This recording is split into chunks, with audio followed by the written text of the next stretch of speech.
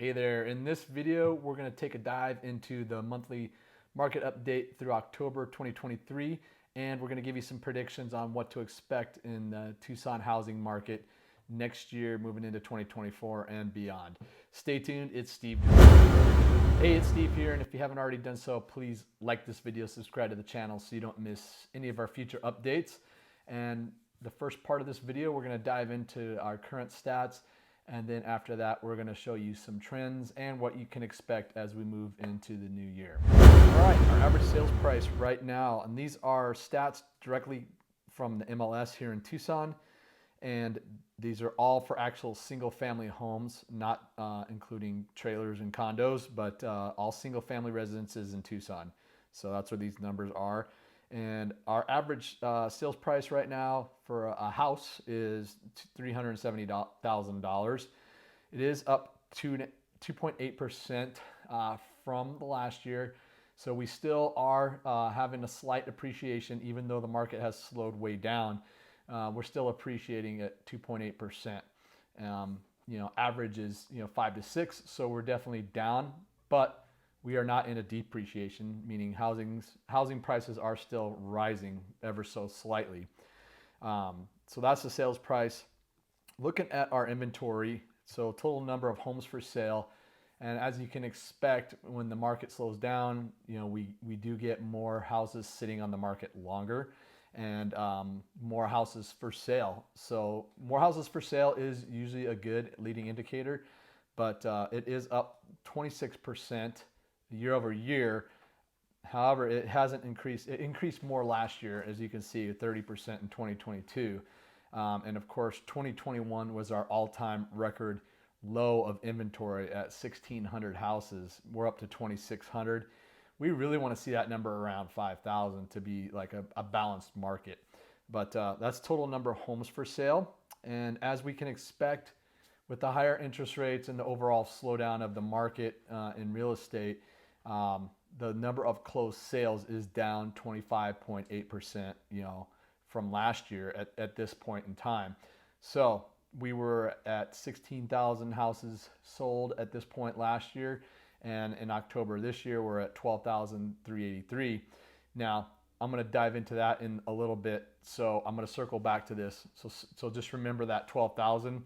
And also remember 17,000, from 2021, but we'll circle back to that.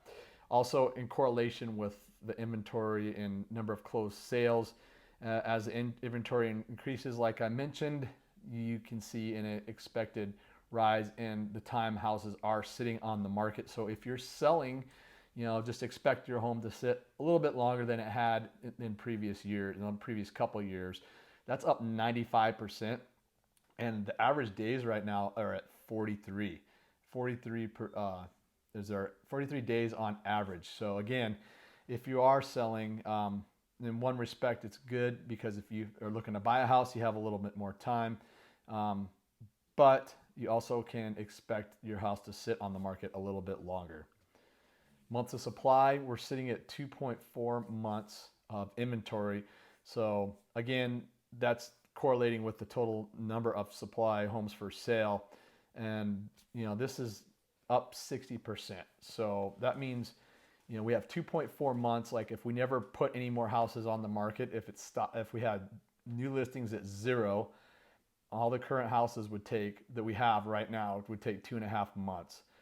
Again, more of a balanced market, we're looking at like 5 to 6 months. So still low on inventory in the long picture right now. So those are kind of the stats I wanted to talk about. Now I'm going to talk about what these stats mean and how they're going to affect us in the next couple of years. So I'm going to flip back to sales price, and this time we're going to take a longer look, right? So this is just to give everybody some perspective on the market. As many people come into the housing market and start looking at stats like this, and they look at like the last 3 years or something, and according to that, it's not as good as it was a couple of years ago in a lot of respects as far as interest rates and things like that. But it's kind of a short-sighted viewpoint. So we have actually leveled off on the prices over the past several months. We've been hanging out right about 370 last 6 months, really. But as you can see over time, and this is as far back as MLS will take us, is 10 years, but you know, it's still way up. And right here, when it really spiked, it was at 250, and this was 2020. So that was right after COVID. August 2020 was right when everybody got off a lockdown from COVID. And that largely increased all that spike in pent up demand, and the prices and inflation and everything else went up through the roof. And that's why a lot of the reason why the Fed actually increased the rates. And, you know, that was to stop this huge inflation right here, because the inflation was growing faster than it should be. So to slow that down, they increased the rates, and it's doing its job. So let me show you that. So that's how sales price. When we go to the number of closed sales, let's also look at that. We're talking about a market slowdown and things like that. So you see this big drop, and it looks, you know, if you're looking at, again, a short-term thing from 21, we had, you know, 18,000 homes sold, which was, again, an all-time record high in our market. And right now we're sitting around a little bit over 12. But if you look back in history, you know, I foresee the market, the rates staying pretty similar to around where they're at. And what we can expect next year is probably the same. And we're going to see this slow down even more. I think it'll slow down till we get back into this range, you know, the 11 to 12,000 homes sold for the whole year. So I'm thinking next year it'll continue to drop. It'll continue to slow down, and then probably level out right around here, around 10 to 12,000 homes sold. And of course that correlates with days on market. That's going to go up, and still 43 in the long-term picture, again, is low. We were very high back here because that was coming after. This is just coming off the crash in 2008. This is 2010. So that was kind of like 120 days, right?